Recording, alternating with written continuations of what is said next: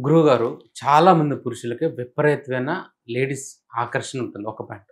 చాలామంది పురుషులు తమ మాటగారితనంతో లేడీస్‌ని ఆకర్షించడం కూడా జరుగుతుంది.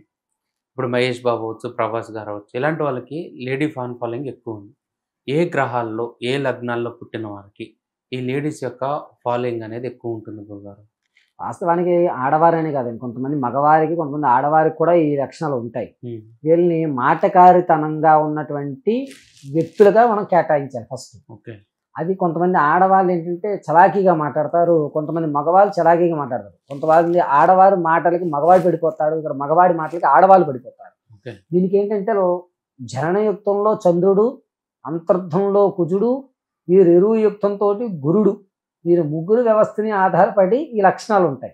ఓకే. పైగా ఇందులోనూ వీళ్ళు ఏంటంటే ఆరాధించేటువంటి దేవతామూర్తి దగ్గరికి వచ్చేసరికి దుర్గను కానీ లేకపోతే గ్రామ దేవతలు కానీ ఆరాధించేటువంటి వారికే ఈ లక్షణాలు ఎక్కువ ఉంటాయి. ఓకే. గ్రామ దేవతలు కానీ లేకపోతే దుర్గాదేవి ఆరాధనలు కానీ చేసే వారికి ఏంటంటే తేజస్సు ఉండి మాటకారితనము అనేటువంటిది ఏర్పడుతూ ఉంటుంది.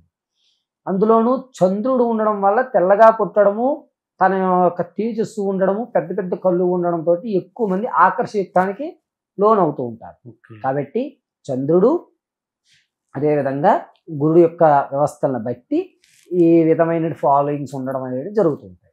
గురుగారు మొన్న రీసెంట్‌గా పుట్టుమచ్చల గురించి మీరు ఒక వీడియో చేశారు. ఆ వీడియో కింద చాలామంది కామెంట్ చేశారు. అందులో ఒక కామెంట్ ఏంటంటే, కృషితో నాస్తి దుర్భిక్షం అన్నారు. ఎందుకు ఇంకా కూడా ఈ పుట్టుమచ్చలంటూ, చేతి గీతలంటూ, జ్యోతిష్యాలంటూ వెనకబడుతున్నారు అని ఒక వ్యక్తి కామెంట్ చేయడం జరిగింది. ఆ వ్యక్తి చెప్పిన దాంట్లో నిజముంది కదా! మీరు దీన్ని ఏమంటారు? మీరు చదువుకున్నప్పుడు కష్టపడే కదా చదువుకున్నారు. అవును. మీకు ఉద్యోగం వచ్చిందో నాకు తెలియదు. కష్టపడి చదివి ప్రతి ఒక్కరికి ఉద్యోగాలు వచ్చాయా? లేదు. రాలేదు. మరి కష్టపడి చదివితే ఉద్యోగాలు వచ్చేయాలి కదా మీ అందరికీ. హ్మ్. మీకు కాలేజీలో ఏం చెప్తారంటే సర్టిఫికెట్ మాత్రం ఇస్తామని చెప్తారు, కింద రాయరు. ఓకే. మీకు గవర్నమెంట్ ఉద్యోగం వస్తుందని రాసివ్వరు. జ్యోతిష్యుడు కానీ వీళ్ళు ఏంటంటే నీకు దారి చూపించడానికి మేము వెసులుబాటు ఇస్తాం. ఓకే. అంధకారంలో ఉన్నాం, నీకు అర్థం కావట్లేదు, ఎలా వెళ్ళవయ్యా, దారి ఈజీ అవుతుందని చెప్తాం.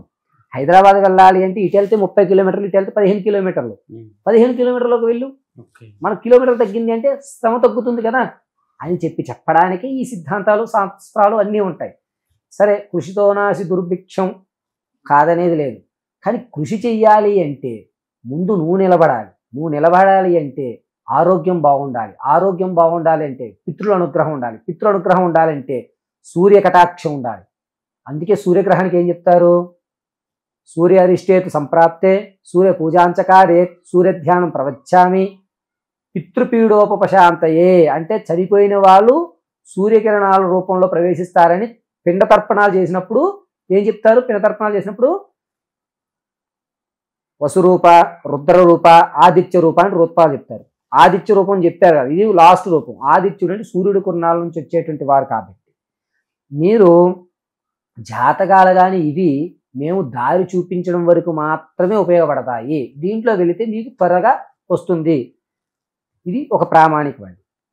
ఇలా మేము చూపించిన తర్వాత మేము చెప్పినట్టు చెప్తూ మీరు దాని మీద కాన్సన్ట్రేషన్ పెరిగేటువంటి అవకాశం మేము ఇస్తాం. ఓకే. అప్పుడు మీ కృషికి ఇది తోడవుతుంది. తోడైతే వెలుగు వస్తుంది. ఓకే. దీపం పెట్టండి అన్నప్పుడు అగ్గిపొల మీరే గీయాలి, జ్యోతిషుడు వచ్చి గీయడండి దీపం. ఓకే. కాబట్టి మనం చేసేటువంటి విధానం గురువు మీద నమ్మకంతో చెయ్యాలి. ఓకే. అలా కృషితో నాసి దుర్భిక్షం అనుకుని మోడీ గారు కానీ ఈ మధ్య కాలంలో మీరు అంత కృషితో చేసిన పవన్ కళ్యాణ్ గారు కూడా ఉంగరం పెట్టడం మొదలెట్టారు. అవును.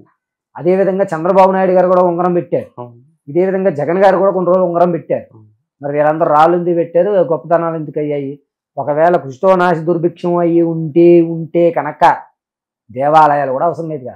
అందరూ కృషితోటే కదా బతుకుతారు. ఒకడు ఉన్న స్థాయిలోకి ఎందుకు వెళ్ళాడు, ఒకడు మధ్య స్థాయిలోకి ఎందుకు వెళ్ళాడు అంటే గ్రహణ సంచారణలు అనుసరించే జరుగుతాయి తప్ప వేరే వ్యవస్థ కాదు. ఈరోజు ఏం జరగబోతోంది అంటే అంచనా మాత్రమే చెప్తాం, జరిగిపోతుందని 100% ఇవ్వడం. 100% ఎవరైనా ఇచ్చారంటే అక్కడ నష్టం ఉంది అని అర్థం. ఏది 100% ఉండదు. జరగబోయేది అంచనా వేయడానికి మనకు ప్రామాణికం. గురుగారు ఇంకొక విషయం ఏంటంటే, ఇంకొక కామెంట్ వచ్చింది. మీరు ఆ మచ్చల గురించి చెప్తూ అమావాస్య పాడ్యమి రోజున ఇలా చేయండి అని చెప్పారు కదా, అది మీ అభిమానులకి సరిగా అర్థం కాలేదు. దాని గురించి వివరణగా చెప్పరా? అమావాస్యలో కానీ పాద్యములో కానీ పుట్టినటువంటి పిల్లలకి అరచేతి మధ్యస్థానంలో కానీ లేదా మోచెయ్యి భాగంలో కానీ పుట్టుమచ్చ ఉంటే వారికి అమ్మవారి అనుగ్రహం ఎక్కువగా ఉంటుంది. అంటే సిక్స్ సెన్స్ అనేటువంటిది బాగా తెలుస్తుంది. జరగబోయే దాన్ని ఖచ్చితమైనటువంటి ప్రామాణికం వేసేస్తారు. యాక్సిడెంట్ అవుతుందా అవదా, ఇది జరుగుద్దా జరగదా అనేటువంటి ఒక ఖచ్చితమైన అంచనా వేయడానికి అవకాశం ఉంటుంది ఓకే అమావాస్యలో జనిస్తే. ఓకే గురుగారు, ఇంకొకటి చాలా ఇంపార్టెంట్ కామెంట్ ఇది. ఒక చిన్న పిల్ల గురించి, అది మీకు చదివి వినిపిస్తాను, దీని గురించి వివరంగా చెప్పండి. గురువుగారు, మా పాపకి ఆరుద్ర నక్షత్రంలో పుట్టింది. పాపకు అర్ధనారీశ్వరుల పొట్ట మీద నుంచి కింద వరకు కూడా పొడలాంటి మచ్చ ఒకటింది, లెఫ్ట్ సైడ్ ఉందంట. దీన్ని ఏ విధంగా అర్థం చేసుకోవాలి, దయచేసి చెప్పరా గురువుగారు అని మెసేజ్ పెట్టాడు. దీని గురించి అర్ధనారీశ్వర స్వరూపంలో ఆరుద్ర నక్షత్రం ఈశ్వర నక్షత్రంలో జనించడం అనేటువంటి శుభసూచకం. ఓకే. అయితే అమ్మాయా అబ్బాయా? అమ్మాయి. అమ్మాయి. ఈ అమ్మాయికి ఏమిటంటే రజస్వల అయిన తర్వాత తనకి కొంత శారీరకంగా కొన్ని శక్తులు లాంటివి కానీ లేకపోతే వైబ్రేషన్స్ కానీ ఎక్కువ వస్తూ ఉంటాయి. ఓకే. అర్థమైందండి. అప్పటి వరకు వీళ్ళకి జాతకాలు ఉండవు. ఎవరికైనా సరే పిల్లలకి 12 సంవత్సరాల వరకు జాతకాలు ఉండవు. ఓకే. ఆడపిల్ల రజస్వల అయిన తర్వాత దాన్ని జనించినటువంటి దాన్ని పరిగణలోకి తీసుకోవాలి. ఓకే. ఈ పుట్టుమచ్చ వ్యవస్థను కూడా పొట్ట భాగం దగ్గర నుంచి కింద వ్యవస్థ వరకు ఉండడం అనేటువంటిది అమ్మవారి యొక్క అనుగ్రహంతో జరుగుతుంది. ఈ అమ్మాయికి ప్రమాదాలు జరిగిన ఈ అమ్మాయికి ఏం కాదు. ఓకే. ఇది ఫస్ట్. రెండోది, ఎంత ఇబ్బంది పడినా తిండికి లోటు ఉండదు, ఓకే. బట్టకు లోటు ఉంటుంది. ఓకే. ఈ అమ్మాయి జాతకంలో తిండికి మాత్రం ఎప్పుడు లోటు ఉండదు, బట్టకు మాత్రం ఖచ్చితంగా లోటు ఉంటుంది. ఓకే. ఈ అమ్మాయి ఏ ఇంట అయితే అడుగు పెడుతుందో ఆ ఇంట సిరి సంపదలు అయితే కొలువు తీరుతాయి. ఓకే. అప్పటి వరకు తల్లిదండ్రులకి ఏంటంటే తిండికి మాత్రం లోటు లేకుండా నడిచిపోతుంది. ఇది అనుగ్రహం. ప్రతి శివరాత్రికి కూడా అమ్మాయి చేత శివాలయంలో కొబ్బరికాయ దీపారాధన చేయించండి. ఓకే. గురుగారు, ఇంకొక అభిమాని రాశాడు, తనకి ఎడమ కాలిలో పుట్టుమచ్చుందంట, దానివల్ల ఎప్పుడు నష్టపోయాడని చెప్పాడు. ఇది ఎంతవరకు? మగవారికి కుడి కాళ్ళ దగ్గర ఉండాలి, ఆడవారికి ఎడమ వైపు భాగంలో ఉండాలి. ఓకే. కుడివైపు భాగంలోనూ ఉండడం వల్ల ఇతను తీసుకునే నిర్ణయాలు వేగవంతంగా ఉంటాయి. అందువల్ల ఎక్కువ నష్టపోయే ఆలోచన అనేటువంటి తక్కువ ఉంటుంది. ఓకే. అందువల్ల జరిగినటువంటి తప్పిదం. మహేంద్ర అనే వ్యక్తి తనకి అంగం మీద పుట్టుమచ్చుందని పెట్టారు గురుగారు. తను దీనివల్ల భయపడుతుందంట. దాని మీద విశ్లేషణ. భయపడేటువంటి అవసరం ఏమీ లేదండి. ఇతన్ని ఎవరు వశీకరించని చేసుకోవడానికి అవకాశం ఉండదు. ఓకే. అంగం మీద కానీ యోని స్థానం మీద కానీ పుట్టుమచ్చ ఉంటే వేరే వాళ్ళు మందు పెట్టడమనో లేకపోతే ఏంటంటే మన వైపు తిప్పుకుందామనో ప్రయత్నాలు కొన్ని ఉంటాయి చూశారు. ఆ ప్రయత్నాలు వీళ్ళ జోలికి రావు. భయపడవలసిన అవసరం ఈ కిస్వెత్తు కూడా ఉండదు. ఓకే. ప్రహ్లాద శర్మ కొండూరు అనే వ్యక్తి మరి గరికపాటి వారే పుట్టుమచ్చల గురించి పెద్దగా పట్టించుకోవద్దని చెప్పారు కదా, మళ్ళీ ఎందుకు మీరు పుట్టుమచ్చల గురించి చెప్తున్నారని కామెంట్ చేశాడు. దీనిపై ఏంటి మీ స్పందన? వాస్తవానికి పుట్టుమచ్చలు అనేటువంటి ఒక సాంప్రదాయ శాస్త్రం ఉంది. కోడి పందాలు ఆడొద్దని గవర్నమెంట్ వాళ్ళే చెప్పారు, అయినా మనం కోడి పందాలు ఆడుతూనే ఉంటాం. అది కుక్కుడ శాస్త్రం అనే పంచాంగాన్ని అనుసరించి చేస్తూ ఉంటారు. అర్థమైందండి.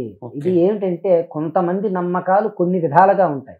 కొంతమంది సవ్యంలో అమ్మవారిని ధ్యానం చేస్తారు, కొంతమంది అపసవ్యంలో చేస్తారు, కొంతమంది గ్రామ దేవతలను నమ్ముతారు. దీన్ని వారి వారి యొక్క జ్ఞాన స్థితులను అనుసరించి మనం తీసుకోవాలి తప్ప ఆయన చెప్పారు మనం చెప్పకూడదు అనేటువంటి విశదీకరణ ఉండదు. ఎవరి ధోరణులు వాళ్ళవి. గరికపాటి ఆయన గారు అష్టావధాని సహస్రావధాని. ఆయన అవధాన యుక్తంతోనూ కొట్టిన వారు లేరు. ఆయన వ్యవస్థ వేరు. చాగంటి కోటేశ్వరరావు గారి వ్యవస్థలు వేరు. కానీ ఈయన చెప్పినటువంటి గ్రంథాన్ని ఈయన చెప్తారు, కానీ ఈయనకి నచ్చిన ధోరణిలో చెప్తారు.